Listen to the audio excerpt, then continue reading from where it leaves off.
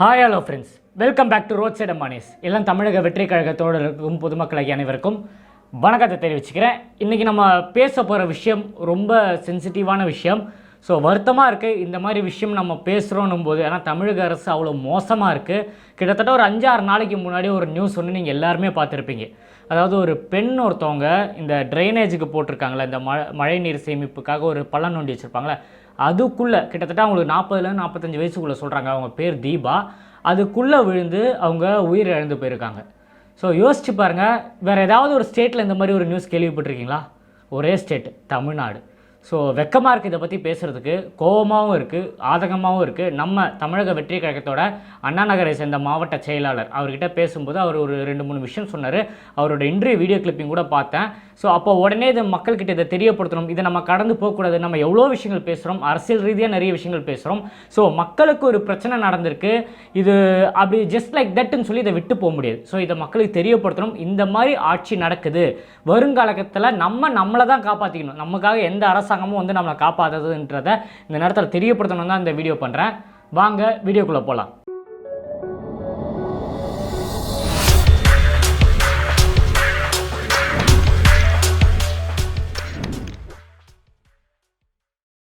ஒரு 6 நாளைக்கு முன்னாடி பார்த்தீங்கன்னா அரும்பாக்கம், அதாவது MMDA அண்ணா நகர் தொகுதி இது, அந்த இடத்துல பார்த்தீங்கன்னா இந்த ஒரு சம்பவம் நடந்திருக்கு.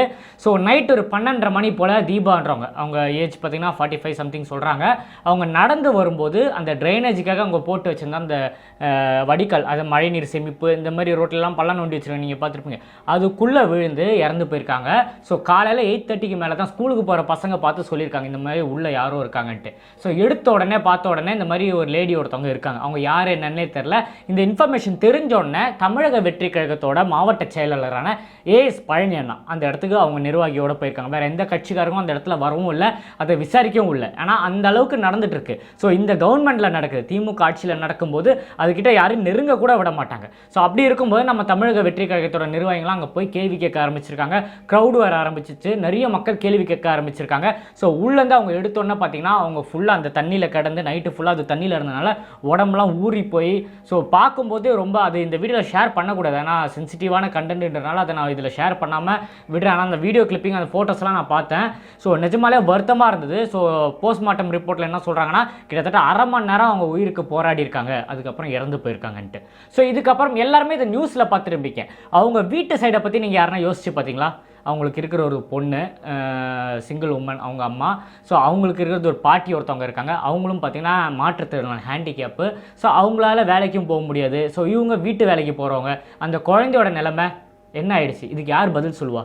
ஸ்டாலின் அவர்கள் பதில் சொல்லுவாரா? தமிழக அரசில் ஏதாவது அமைச்சர்கள் இதுக்கு பதில் சொல்லுவாங்க? எல்லாம் ஒளிஞ்சிருக்காங்க. ஸோ இந்த இஷ்யூ நடந்த உடனே பார்த்தீங்கன்னா அங்கே ஏஐ வராரு, எல்லாருமே அந்த மாநகராட்சி சரௌண்டிங்கில் இருக்கிற எல்லா அதிகாரிகளும் அங்கே வந்து பார்வையிடுறாங்க. உடனே எங்கெங்கே திறந்துருக்கோ அங்கே எல்லாம் மூடுறாங்க. ஒரு உயிர் போனதான் நீங்கள் வேலை செய்வீங்களா?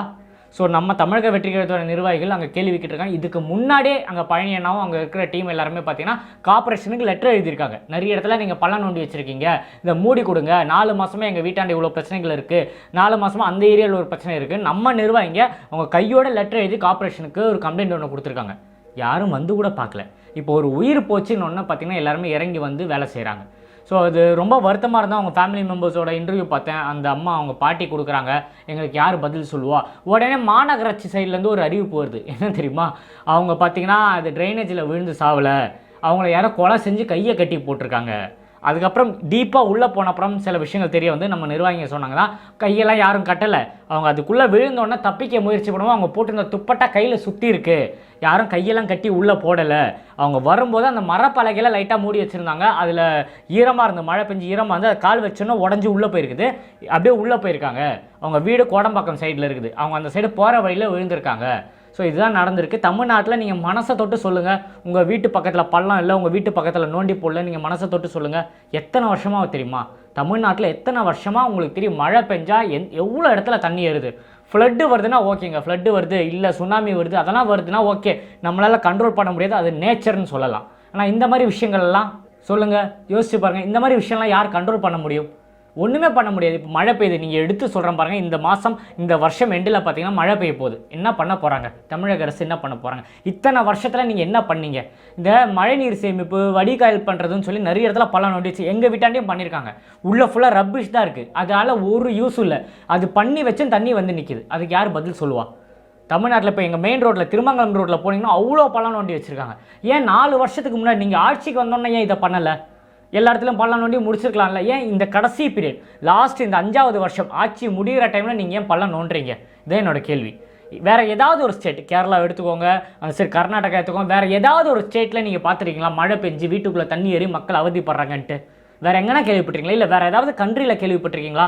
அங்கெல்லாம் பேரிழப்பு எப்போ வரும்னு பார்த்தீங்கன்னா இந்த சுனாமி மாதிரியும் அந்த மாதிரி விஷயங்கள், இந்த எங்கேயாவது மழை இடிஞ்சு விழுந்து தண்ணி ஏறி வந்து அந்த மாதிரி நேரத்தில் மட்டும்தான் அங்கெல்லாம் ஃப்ளட்டு வரும். ஆனால் தமிழ்நாட்டில் மழை பெஞ்சாலே ஃப்ளட்டு வரும். எல்லாருமே வீட்டை காலி பண்ணி அங்கே போகிறது இங்கே போகிறது, எந்த ஏரியாவை திறந்தாலும் மழை மழை மழை. ஒரு வாட்டி ஒரு வீடியோ கிளிப்பிங் ஒன்று பார்த்தேன், உதயநிதி ஸ்டாலின் அவர்கள் சொல்கிறது தான் சிரிப்பாக இருந்தது. என்னென்னா எங்கள் முதலமைச்சர் ஃபோன் பண்ணி சொன்னார், மழை பெய்யுது தொகுதி போய் பார்க்கலையான்ட்டு. அப்படியாப்பா, சரிப்பா போய் பார்க்குறேன். போய் பார்த்தா அங்கே தண்ணி இல்லை. திரும்பவும் ஃபோன் பண்ணி, அப்பா இங்கே தண்ணியே இல்லை அப்படின்னா. சரி ஓகே, உங்கள் தொகுதிக்கு வரட்டுமா? இல்லை அது ஏன் தொகுதி அப்படின்னாரு. இப்படி பேசுகிறதுல என்ன இருக்குது? உண்மையாகவே சேப்பாக்கம் தொகுதியில் தண்ணி நிற்கலன்னு தெரியுமா? அசால்ட்டாக சொல்கிறார் தண்ணியே நிற்கல, நாங்கள் அவ்வளோ பெர்ஃபெக்டாக இருக்கோன்னு. அப்போ ஏன் எல்லா இடத்துலையும் இப்போ பள்ளம் நோண்டி வேலையை பார்க்குறீங்க? கடைசி பீரியட் அவங்களுக்கு தெரிஞ்சிச்சு திமுக ஆட்சி முடிய போகுது, அடுத்து தமிழக வெற்றி கழகம் வரப்போகுது. ஸோ பசங்க இருக்காங்க நிறைய பேர். இப்போ எங்கள் பசங்க தான் நிறைய இடத்துல ரோடு போடுறது, ஸ்பீட் பிரேக்கர் போடுறதுலாம் எங்கள் ஆளுங்க தான். அவங்க என்ன சொல்கிறாங்கன்னா, ஸ்பீட் பிரேக்கர் யாரை கேட்டு போட்டிங்க? நாங்கள் அதை இடிக்க போகிறோம். அரசாங்கம் கவர்மெண்ட் சைட்லேருந்து வந்து சொல்கிறாங்களா, எங்ககிட்ட பர்மிஷன் கேட்காம எப்படி போட்டிங்கன்ட்டு.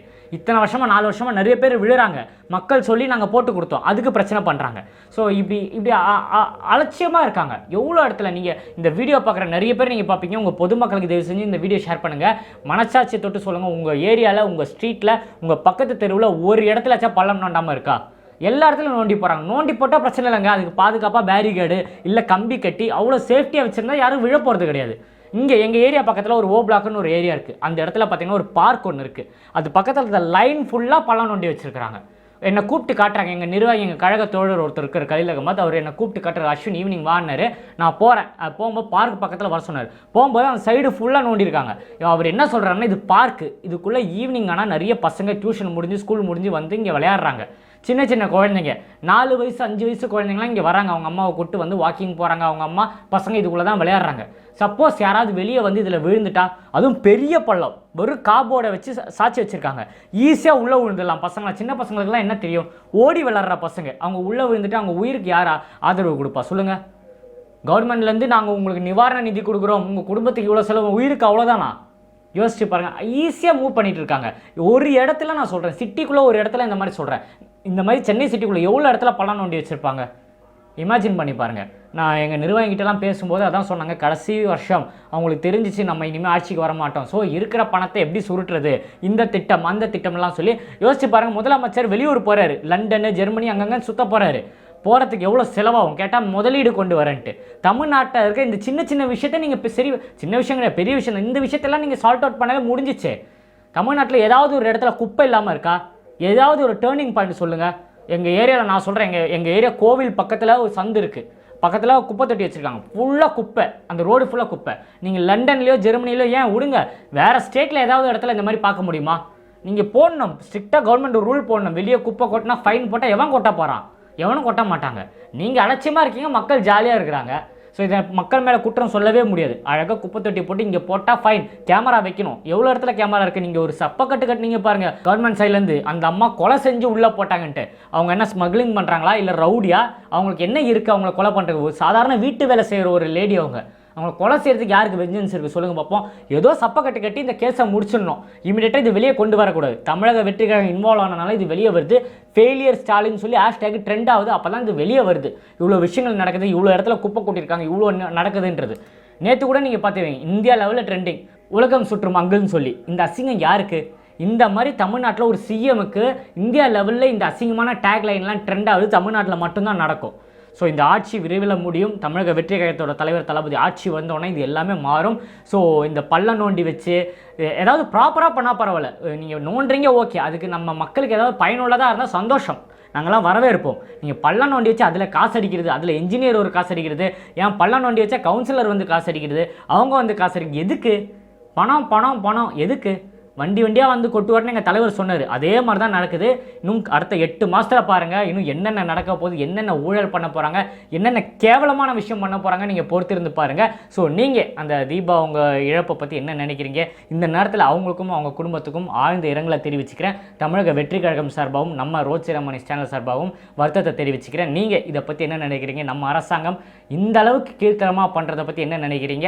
உங்கள் ஏரியாவில் இந்த மாதிரி பள்ளங்கள் நீங்கள் கண்டிப்பாக இருந்திருந்தால் அதை உங்கள் ஏரியாவோட கீழே மென்ஷன் பண்ணுங்கள். ஸோ கமெண்ட் பண்ணுங்கள், முடிஞ்ச அளவுக்கு நானும் ரிப்ளை பண்ணுறேன். ஸோ தமிழக வெற்றி கழகத்தை பற்றியும் தலைவர் தளபதியை பற்றியும் தலைவரோட சுற்றுப்பயணத்தை பற்றி எல்லாம் தெரிஞ்சுக்கணும்னா மறக்காமல் நம்ம சேனலை சப்ஸ்கிரைப் பண்ணி வச்சுக்கோங்க. உயிர் உள்ளவரை தலைவர் தளபதியை பற்றியும் தமிழக வெற்றி கழகத்தை பற்றியும் பேசிக்கிட்டே இருப்பேன். இன்னும் நிறைய வீடியோவில் சந்திப்போங்க. Start taker பாபாய். நான் உங்கள் ஏஜே. நன்றி.